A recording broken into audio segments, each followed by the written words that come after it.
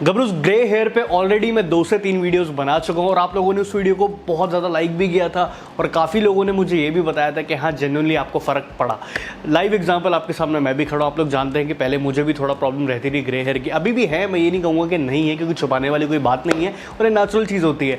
But हाँ, किस तरीके से मैंने कंट्रोल किया था मैंने पहले आपसे शेयर करा हुआ वो एक्सपीरियंस। लेकिन आज की वीडियो में खास क्या है, आज मैं आपको ये नहीं बताऊँगा कि कौन सी रेमेडीज़ आपको घर पर करनी है जिससे ग्रे हेयर प्रिवेंट हो जाए या फिर ठीक हो जाए। मैं आपको बताऊँगा क्या चीज़ आपको अवॉइड करनी है, क्या वो डेडली या डेंजरस इंग्रेडिएंट्स होते हैं जो हम प्रोडक्ट्स में ना जानते हो यूज़ करते हैं और अपने बालों को और बढ़ावा देते हैं ग्रे टर्नआउट होने के लिए। तो वो इंग्रेडिएंट्स आपको अवॉइड करने और मैं बताऊंगा कौन से स्पेसिफिकली प्रोडक्ट्स आपको यूज़ करने हैं अपने बालों को ठीक करने के लिए और बेटर बनाने के लिए। So hello guys and girls, I am Apar Sharma and I am back with my new video and this time on what to avoid for grey hair. कर खुद की कदर और मत कर सफर, आया अर्बन गबरू, ना कर स्टाइल की फिक्र तू, आया अर्बन गबरू, ना कर स्टाइल की फिक्र तू।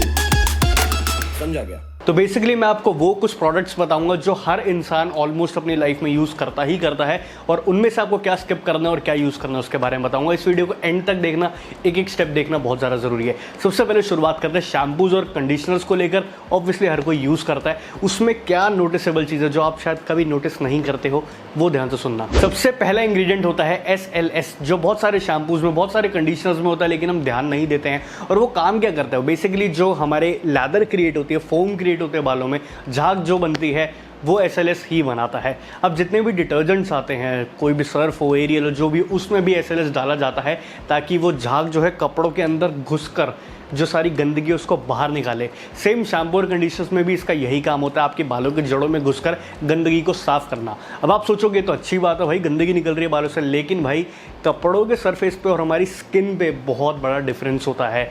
कपड़े धोने वाली चीज़ आप सर पे नहीं लगा सकते हो। SLS आपके सर में इचीनेस क्रिएट कर सकता है, रेडनेस क्रिएट कर सकता है, बहुत ज़्यादा ड्राई कर सकता है आपके बालों को और लॉन्ग रन में या फिर बहुत सारे सीवियर केसेस में ये भी बोला जाता है आपको स्किन इन्फेक्शन हो सकता है, आपको कैंसर हो सकता है और आपके लंग्स को भी डैमेज कर सकता है। सो भली थोड़ी सी कम झाग बनाने वाला शैम्पू ले लो, लेकिन वही लो जिसमें थोड़े नेचुरल इंग्रेडिएंट्स है और SLS उसमें ना हो। नेक्स्ट इंग्रेडिएंट है पैराबेन, जो शैम्पूज और कंडीशनर्स में अक्सर पाया जाता है। वो क्या करता है, आपके प्रोडक्ट की शेल्फ लाइफ को बढ़ाता है। बेसिकली वो एक इंग्रेडिएंट ऐसा है जो प्रिजर्व करता है आपके प्रोडक्ट को। उससे क्या होता है कि एक आम सी चीज़ में अगर वो डाल दोगे तो उसकी लाइफ बढ़ जाएगी, वो ख़राब नहीं होता।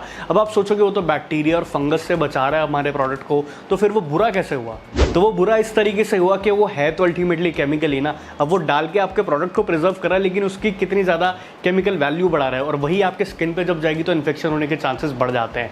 तो आज की डेट में वैसे भी मॉडर्न टाइम में इतने ज़्यादा नेचुरल प्रिजर्वेटिव्स आ चुके हैं जिसके ऊपर इतनी स्टडीज़ हो गई है और इतने ज़्यादा ऑल्टरनेटिव्स आ गए हैं पैराबेन के, तो आपको हमेशा अवॉइड करना है कि पैराबेन SLS आपके प्रोडक्ट में ना हो।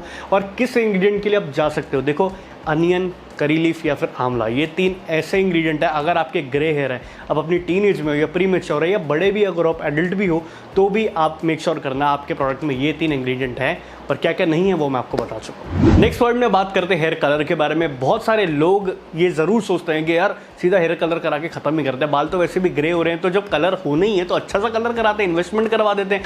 लेकिन देखो, मैं ये भी नहीं कहता कि हेयर कलर करना गलत है, मैंने खुद भी रिसेंटली करवाया था डार्केस्ट ब्राउन कलर। लेकिन मेक श्योर क्या करना है, अगेन इंग्रेडिएंट उसमें कौन सा हार्मफुल है कौन सा नहीं है। तो अमोनिया एक ऐसा इंग्रेडिएंट है जो आपको मेक श्योर करना है कि आपके हेयर कलर में प्रेजेंट ना हो। देखो वैसे तो मैं आपको यही बोलूँगा कि ग्रे हेयर को ट्रीट करने के बहुत तरीके होते हैं। अगर आप ये सोच रहे हो कलर करा के उनको ट्रीट किया जाएगा, वो कभी नहीं होगा, उसके भी हार्मफुल इफेक्ट्स ऑब्वियसली होते हैं। लेकिन आपका वैसे मन है कि चलो एक ही बार ज़िंदगी मिलनी है, अब एक्सपेरिमेंट नहीं करेंगे तो कब करेंगे, तो करा लो। अब अमोनिया एक एल्कलिन केमिकल होता है जो हमारे बालों का जो pH लेवल होता है उसको बढ़ाता है। अब pH का रिलेशन ऑब्वियसली कलर से होता है, तो हमारे बालों का जो नेचुरल कलर होता है ना, उसको वो फेड करता रहता है सो दैट आप बार बार रीकलर अपने बालों को कर सके। ये काम होता है अमोनिया का कि आपके बालों के कलर को जड़ से चेंज कर देना। और बड़े बड़े डॉक्टर्स ये मानते हैं कि अमोनिया लॉन्ग रन में आपके बालों को और ज़्यादा लाइफलेस करता है, ड्राई और रफ कर देता है।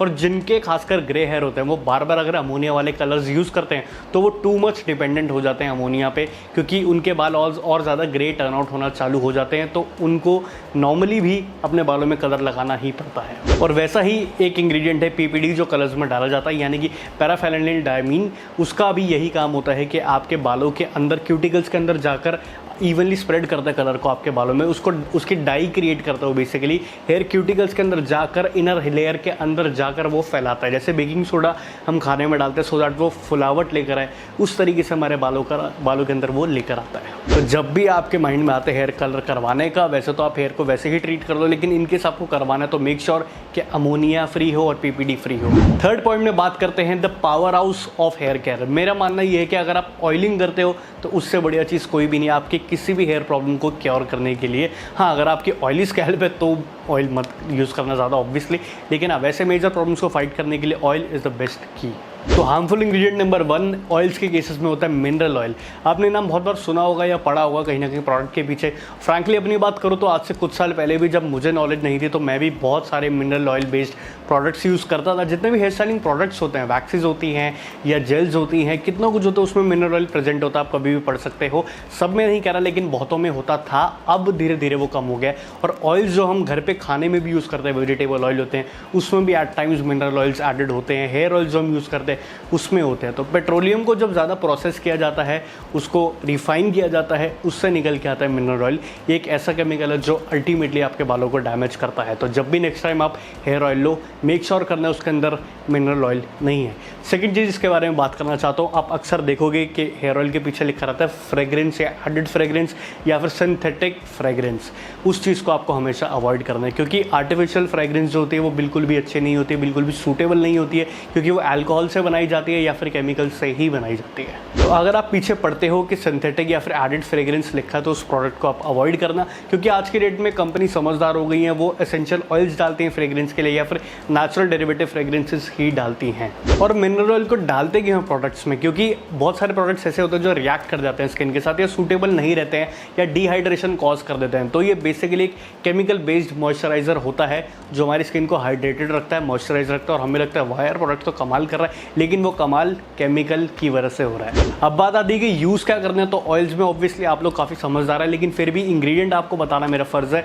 अनियन, करी लीफ, आंवला, रतन ज्योति, कुछ ऐसे इंग्रेडिएंट है जो बालों को डार्क करने में या फिर ग्रे हेयर को ट्रीट करने में आपकी हेल्प करता है। तो यहाँ मैं आपको रेकमेंड करना चाहूँगा मेरे दिल के बेहद ही करीब मेरा खुद का प्रोडक्ट क्लैरिफाई का हेयर रिपेयर ऑयल, जो डेफिनेटली हेयर रिपेयर करने में आपकी मदद करेगा। क्योंकि आप लोग जानते हो कि सॉरी माइक में अगर आवाज़ आ रही है तो आप लोग जानते हो कि मैं खुद इस चीज़ से निकला हूँ। तो इतने सालों की रिसर्च के बाद और इतना टाइम इन्वेस्ट करने के बाद जो जो इंग्रेडिएंट मेरे को पर्सनली हेल्प किया था वही मैंने इस ऑयल में डलवाया, और मैं मेक श्योर करना चाहता हूँ कि आप सबकी ये प्रॉब्लम भी सॉल्व हो जाए। इसके अलावा जितनी भी हमारे हेयर की प्रॉब्लम्स होती है, मैक्सिमम प्रॉब्लम्स को ये ऑयल फाइट करने में आपकी हेल्प करेगा। अगर इसके बेनिफिट्स की बात करें तो आप सामने पढ़ सकते हो। हेयर फॉल रिड्यूस करता है, प्रीमेच्योर ग्रे हेयर से फाइट करता है, थिनिंग कंट्रोल करता है, रिसीडिंग हेयर लाइन को कंट्रोल करता है, और आपके डैंड्रफ को भी कंट्रोल करता है।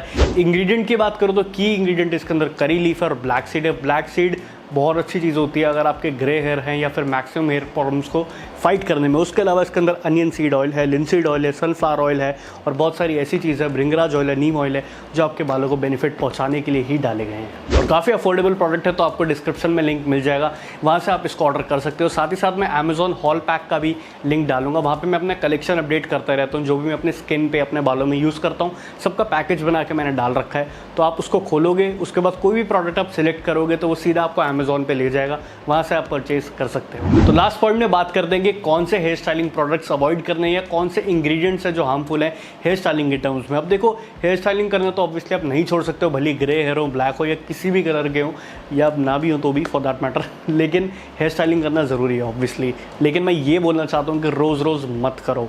भले आपके पास कितनी भी नेचुरल बेस्ड प्रोडक्ट है या कोई भी आपके पास अच्छा प्रोडक्ट है, महंगे से महंगा भी है, रोज़ रोज़ हेयर स्टाइलिंग मैं रिकमेंड नहीं करूँगा। भले मैं खुद इस लाइन से हूँ, मैं खुद काम भी करता हूँ, बिजनेस भी करता हूँ, लेकिन नहीं, मैं आपको रेकमेंड नहीं करूँगा, क्योंकि स्टाइलिंग का मतलब यही है कि स्टाइल करने के लिए उसको वो आपकी डेली नीड नहीं है। लेकिन आप जब भी यूज़ करो तो ऑब्वियसली नेचुरल बेसिस वाले ही करो। लेकिन ये भी आपको बता दूं कि कुछ ना कुछ प्रिजर्वेटिव या चीज़ें अपनी साइड से डालने की कोशिश हर ब्रांड करता ही है, सो दैट आपके बालों में वो होल्ड रहे, वो शाइन रहे। तो आपको मेक श्योर करने कि उसमें वो हार्मफुल इंग्रेडिएंट ना हो, जैसे कि मिनरल ऑयल जिसके बारे में पहले बता चुका हूँ, और पेट्रोलियम जेली जो आपके बालों में आप देखते हो प्रोडक्ट लगाने के बाद वो शाइन आ जाती है, ल्यूब्रिकेशन आ जाती है, वो स्टिकीनेस आ जाती है, होल्ड आ जाता है, वो पेट्रोलियम जेली से आता है। कई बारी बहुत कंपनीज ने इसको यूज़ करना बंद कर दिया है, लेकिन हाँ अगर यूज़ कर रही है कोई कंपनी और आप देख रहे हो तो उस प्रोडक्ट को मत यूज़ करो। उसके अलावा फिर से आपको मेक श्योर करना है उसमें कोई आर्टिफिशियल फ्रेग्रेंस तो नहीं है, क्योंकि लोग लिख देते हैं अगर आर्टिफिशियल डालते भी हैं तो मेक श्योर करना है कि ब्रांड ट्रस्टेबल है या नहीं है, क्योंकि बहुत से लोग कहते हैं कि हमने नेचुरल क्ले डाली है, नेचुरल बटर डाली है,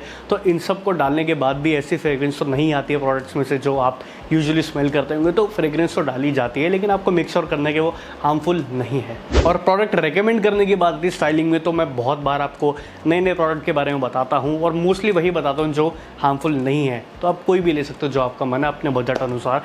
ये थी गबरूज आज की वीडियो। अगर आपको अच्छी लगी तो इसको लाइक करना बिल्कुल भी मत भूलना, इसको ज़्यादा से ज़्यादा शेयर करना। क्लैरिफाई का लिंक आपको डिस्क्रिप्शन में मिल जाएगा। आप क्लैरिफाई की पेज को मुझे इंस्टाग्राम पे फॉलो कर सकते हैं। See you guys in the next video. Be a गबरू, अर्बन गबरू आउट।